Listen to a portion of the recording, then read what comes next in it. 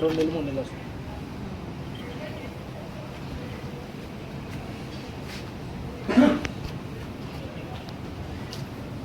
కొద్దిగా సాయంత్రం కొద్దిగా బాగా పెట్టండి. ఎక్కువ జనం